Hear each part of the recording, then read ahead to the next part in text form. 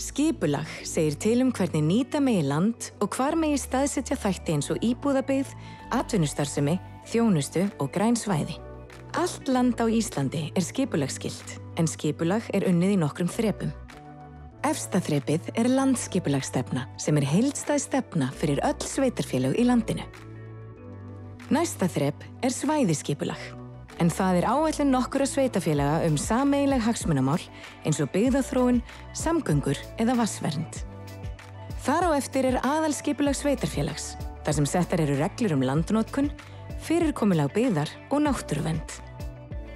Undir aðalskipulagi má finna deiliskipulag sem unnið fyrir afmarkað svæði þar sem settar reglur útfærslu byggðar og umhverfis. Í Reykjavík mikill fjöldi af eldri deiliskipulagsáætlunum sem orðnar úreltar. Í gróinni byggð þarf að endurskoða þessar áætlanir. Hverfisskipulag deiliskipulag fyrir gróna byggð þar sem stefna aðalskipulagsins sjálfbærar og vistvænar áherslur innleidd og eldri deiliskipulagsáætlanir endurskoðaðar og sameinaðar. Hverfisskipulag unnið í nánu samráði við íbúa og hagsmunaaðila. Einnig tekið mið af umsóknum hverfisbúa breytingar á eigin húsnæði.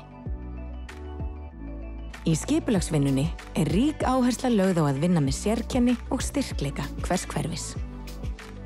Með nýju hverfisskipulagi munu margir íbúar fá heimildir til að reisa viðbyggingar, kvisti, svalir og garðskúra sem og leyfi til að fjölga íbúðum. Heimildir hverfisskipulags munu þannig skapa verðmæti fyrir íbúa og borgaryfirvöld.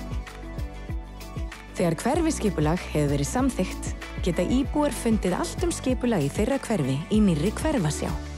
Hverfasjánni ætlað að auðvelda borgarbúum að sækja breytingar og einfalda afgreiðslu skipulagsyfirvalda á umsóknum.